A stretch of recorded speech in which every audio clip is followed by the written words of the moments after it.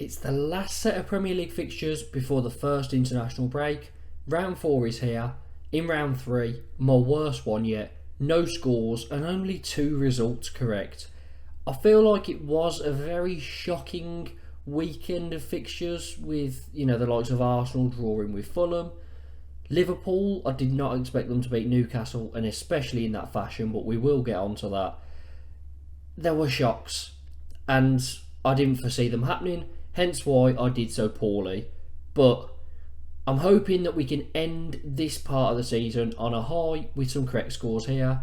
Make sure to like and subscribe, and let's get into my predictions. We start with Luton against West Ham. It's Luton's first home game, and I feel like Luton will pick up a few points at home this season. Not many players in the Premier League will be used to this sort of ground and atmosphere unless they've climbed up the English pyramid themselves. So I think a lot of players will be very reserved when they come here, struggle to play to their usual abilities. However, I've been very impressed with West Ham so far. 2 back-to-back 3-1 victories against Chelsea and Brighton. Very, very good. They've signed some brilliant players with the Declan Rice money as well. Very excited to see Mo Kudus playing attacking mid or up front. I think they are going to be back to their best, West Ham, back to where they were when they were fighting in the top half of the table, because they've spent that money brilliantly. So for me, West Ham win this game 2-1. Sheffield United against Everton now, and although I had no hope at the start of the season for Sheffield United, I think Everton are in a similar boat. Both of them have lost all 3 of their matches. Sheffield United have scored 2 goals on the way, only lost each game by a goal, and they put in a very solid performance against Man City before falling to a late goal from Rodri, and that ended 2-1. So decent from Sheffield United, just unlucky they couldn't hold on. Everton, not scored yet, conceded 6. They look absolutely shambolic. They managed to lose 1-0 to Wolves when Everton were the home side, and Wolves also are a team that don't really score any goals. That sort of shows me where Everton are at the moment, and I've actually got Sheffield United winning this game 1-0. Brentford face Bournemouth now. Brentford, they have started decently, 5 points so far, undefeated, similar to what they were doing last season, and they're very, very strong at home. Bournemouth, 1 point so far, but they have played Spurs and Liverpool as their last 2 games, so they have lost both of them. I think Bournemouth will have a decent season, but I've just got a feeling Brentford will win this one because they're the home side and they're so strong at home. So Brentford to win 1-0. Burnley against Spurs. Now Burnley have played both games so far at home. It's a 3rd in a row, so yet to play an away game. But they've lost their games against Villa and Man City. However, they are 2 very tough fixtures to open up your Premier League season. And this is another tough one here. As Spurs are on 7 points, they've won their last 2 games against Man United and Bournemouth. They look very good in the Man United game. I didn't catch the Bournemouth one, but Spurs have surprised me. I thought without Harry Kane especially, they'd really struggle. But Postecoglou seems to be working wonders. Maddison has had a brilliant start to the season, and that's why I'm going to go for Spurs to pick up another win, 2-1. Chelsea take on Forest now, and Chelsea 4 points, so a win, a draw and a loss. They got their first win of the season against Luton on the weekend, 3-0, a game that Sterling looked back to his best in with 2 goals and an assist. Very good performance from him and the team as a whole, but it's a result that you would expect. Forest, I think they've looked pretty decent. They've won 1, lost 2, but the 2 games they lost were against Arsenal and Man United. They lost them both by the odd goal. And Man United, they went 2-0 up against United at Old Trafford within 4 minutes. They just couldn't hold on to it. That typical Man United Old Trafford performance where they have a poor start and come back. But the main thing with Forest, they will be safe this season if Awoniyi keeps firing. He's such an underrated striker. I think he's one of my favourite players in the Premier League at the moment because he just does not stop scoring. And he's just a great player. Very excited to see what happens in this one. And I've got maybe a bit of a shock, but I'm going to go 1-1.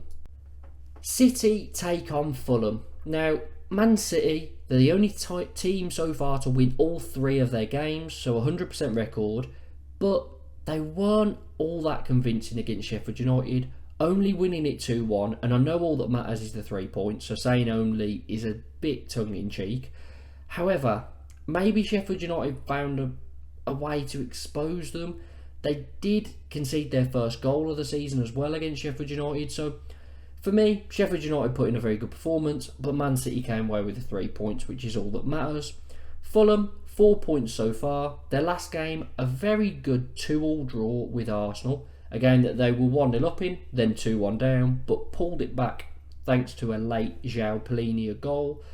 And Fulham, I think again, now have a good season. They have lost Mitrovic, but I think they'll stay safe. However, this may be a step too far. So City to win, 2-0. A flip of a coin for the next one. Brighton against Newcastle. Now, Brighton started well with 2 4-1 victories over Wolves and Luton. However, they lost 3-1 at home to West Ham at the weekend, a result I was not expecting, and West Ham were very, very good in that one. But Brighton, it was a very strange result for them. You kind of expected them at home to just grind it out and be comfortable. Newcastle, 3 points so far. They battered Villa 5-1 on the opening day. But since then, a 1-0 loss to City and a 2-1 loss to Liverpool, a game that I cannot believe they lost. They were 1-0 up. Van Dijk got sent off. For me, I think Alexander-Arnold probably should have been sent off at the start, but the ref probably thought it's too early in the game to be giving out a double yellow card, at this time. I think he was under a lot of pressure, but for me, although Gordon did foul Alexander-Arnold, that wasn't spotted, and Alexander-Arnold reacted with a bookable offence, and then the second one, he stopped a clear counter-attack, so I don't know how the second one wasn't given. So 2 men should have been sent off, only 1 was, but Newcastle actually played worse when Van Dijk was off the pitch and Liverpool had 10 men. I don't know what happened to Newcastle, couldn't take their chances. Barnes should have squared it to Wilson for 2-0 when Liverpool were on top, but didn't square it. I don't know what he was doing. However, Liverpool ended up getting a double with Nunez and winning it. Very crazy result. I know I've spoken a lot about that Newcastle game, but I'm still kind of in disbelief from it. Very well done to Liverpool though. Very good result for them. For this game, I said flip of a coin, and I agree with it, which is why this coin is going to land on its side. I'm going to go for an exciting 2-2 draw. Palace against Wolves now, and I know a lot of people at the start of the season didn't fancy Palace, especially with losing Zaha, and it looked like Elise was out the door.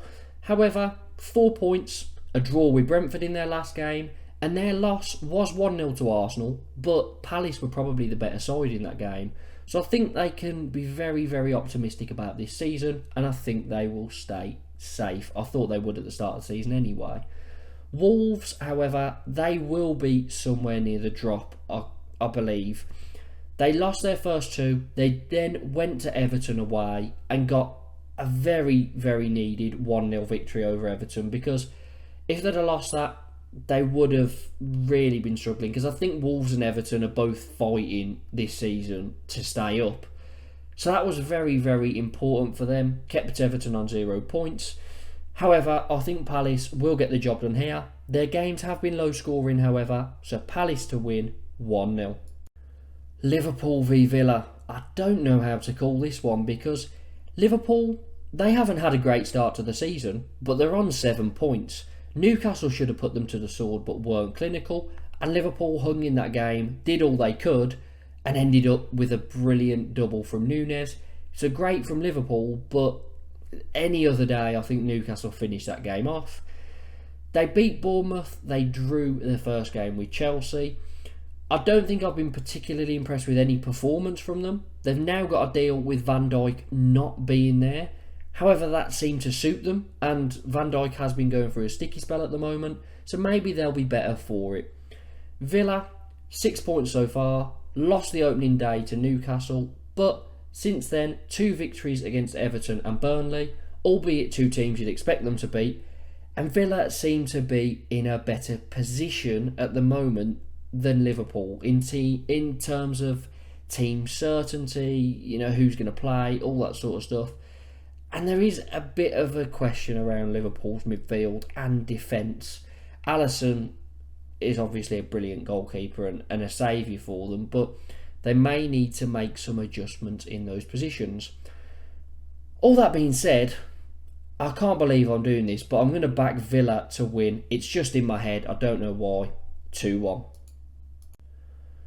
And finally, Arsenal against Man United. And to be honest, both these sides have not looked at the races this season. However, Arsenal are undefeated on 7 points and Man United are on 6.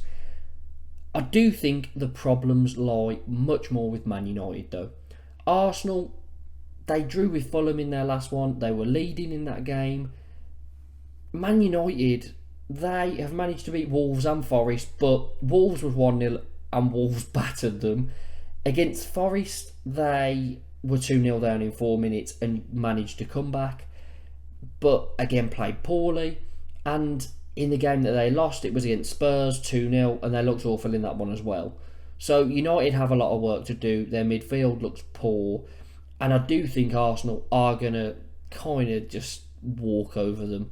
So the Gunners to win 3-1. So those are my predictions for these Premier League fixtures. Let me know down in the comments what your predictions are. I am a bit annoyed that the international break is already here after this set of fixtures, but there are some great games here, 3 in particular that I'm really looking forward to. So hopefully those games produce and your teams can get the results that you want.